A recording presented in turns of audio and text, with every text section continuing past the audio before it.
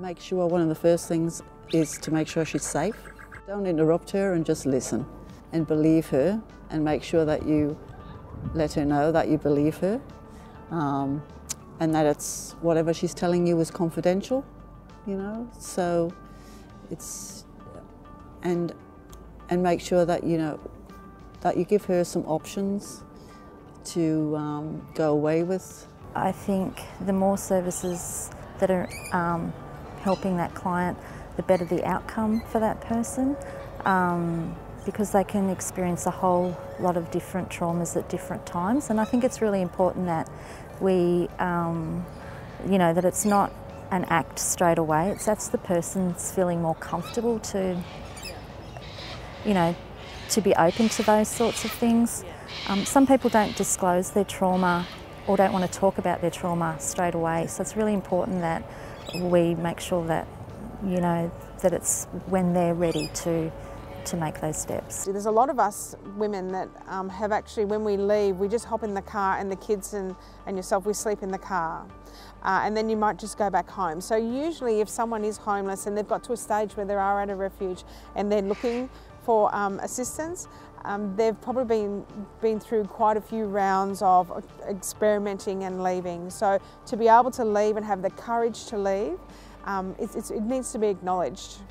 And I think for those of us that are traumatised, there is a limit to what we can do for ourselves. So if it's just day one is just dealing with the police and getting an AVO, then that just needs to be it. Thank you very much, and then take a break from that situation and do something different. You cannot have a day full of just dealing with domestic violence and retelling your story over and over again.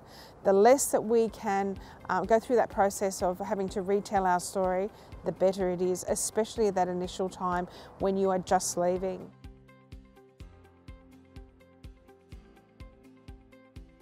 I think it's the very, very first point that they interact with the person. I think that is the crucial moment.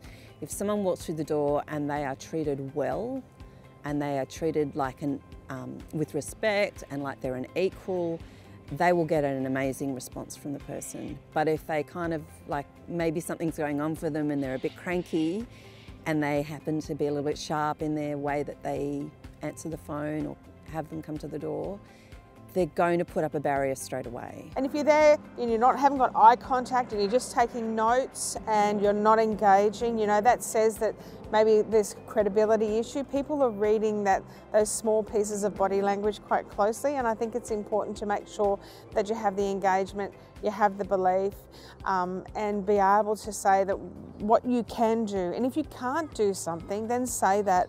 Really important to be able to set expectations about what you can and can't do.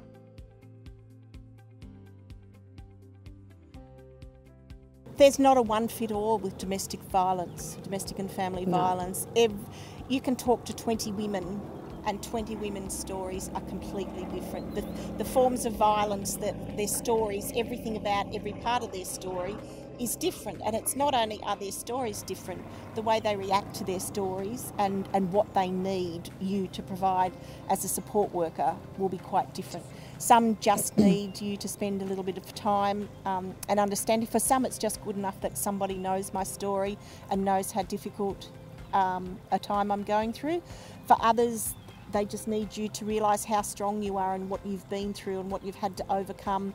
Well, they've lived with that experience for, it could have been a short period, but it's been a long period. And if they've stayed with that person who's been abusing them, they've probably, that's huge. They've been safety planning really all the time, constantly. So they're the best person to know what their life's been like and what they can do and what they can't do. So give them tiny little chunks of things to do in order to achieve those. Don't give them huge goals that they're never ever going to achieve and they feel absolutely terrible. See what they're interested in, see whether you can make a case plan around what they're interested in and work around that.